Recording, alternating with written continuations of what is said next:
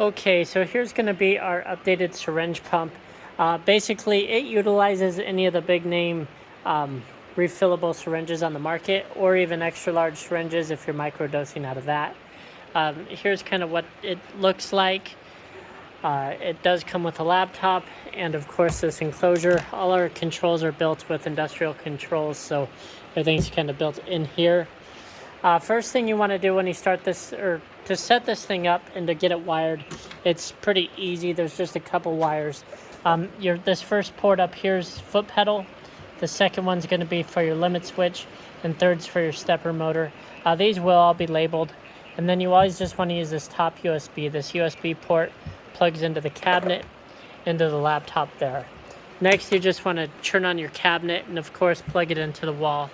Also, I just keep your laptop plugged in too.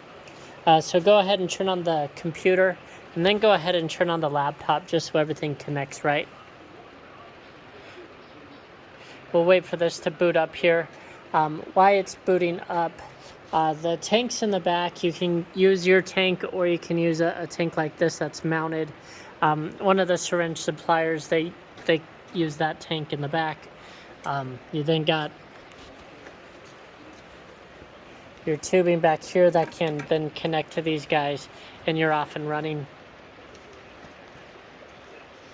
Alrighty, and then once this laptop does boot up, it's going to boot up into Firefox here for you and automatically load the GUI.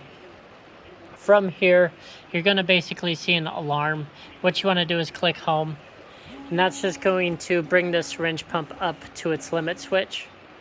And then from here, if everything's set up, you could basically click on open, click on the program you want to do. We just have a single fill example. And then basically you're ready to run. You could either hit start cycle, or you could click your foot pedal in order to activate it. However, I'm going to show you from start to finish on how we get a program and running like this. So what I'm going to do is just click home again.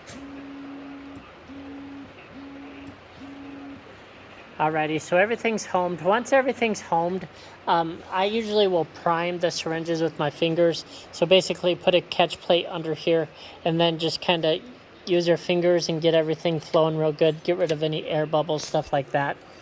You can manually jog the syringes if you wanted to, and I'll show you that here in a second. There's also positioning. So to position these syringes, you basically have these red screws here. You could just unscrew them just a little bit, and then you can move this to wherever you want. So you wanted it right here, and tighten it back down, just kind of nice and snug, so they're not really moving on you, and you're good to go. So say I want my syringes there, everything looks good. Next, what I need to do is I need to drop this guy down to a home location, or start location is another name for it. And basically your start location is where these guys are pushing down on your plungers just a little bit. So what I do in the user interface here is I'd scroll down to this Z minus and Z plus, and basically move that Z axis or this plunger down. You can change the distance. It does default to 0.1, which is basically 0.1 ml on this type of syringe. Depending on the type of syringe you're using, you can use this blue calibration button to calibrate in, so that way 0.1 equals 0.1 ml on your syringe, or 1 equals 1 ml, stuff like that, or 5 for a 5 ml syringe, different things like that. Anyway, so now I'm going to go ahead and just click the Z minus button until the plunger is on them. And I want both the plungers to kind of go down just a little bit. That way I know when I say 0.5 or 1, they're both going to go that, or do that. So now that everything's kind of nice and snug under there and everything's going good, what I'm going to do is scroll down just a little bit more, and it'll say overwrite start location. I'm going to click that button. And what that did is save this position for me. So then that way next time I load up this program, I could just start filling right away.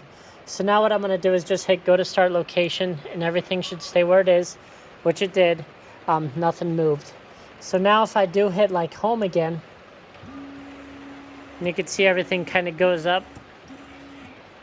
If I do hit go to start location, he's going to go back down to where we set that start location. That way we could then start running. Let's go over some of these variables here. So first one is plunge count. That's how many times you want it to plunge, or how many cycles you want to run. Next is the volume. So I have 0.7 in here. I want it to fill 0.7 ml. All these you can change, and you can change it to the next decimal over if you want. Plunge down speed is at 100. You could go up to 500, kind of depending on the viscosity of your product. End plunge delay, that's if you want to delay it. When this plunges down, it can sit down here for a certain amount of time before it goes back up. Delay between plunges, so basically if you hit your foot pedal and you have a plunge count of 2 in here, it'll delay a certain amount of time, and I'll show that in the next example. And then plunge up feed rate, that's how fast it's going to suck the product out of your tanks. If you are having issues with filling, or it's not filling all the way up, go ahead and lower that number. The plunge up rate's actually more important than plunge down rate for sure.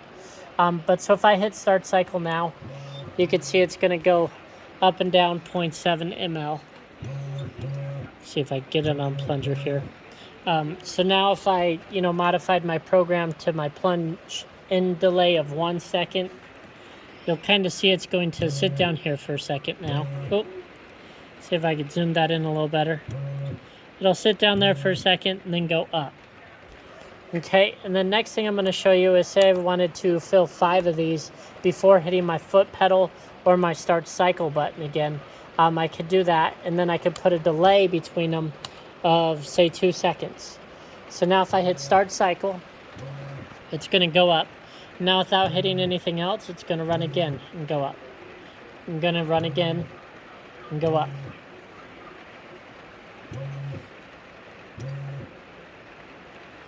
So that's basically how all that works.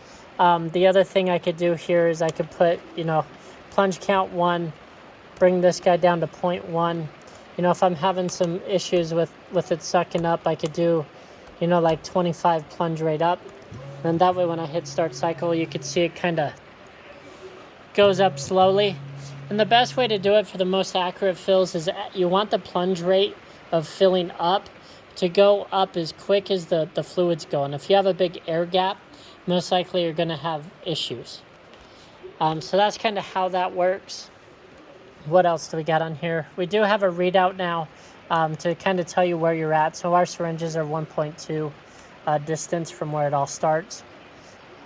And yeah, that's kind of about it for the updates for this overview.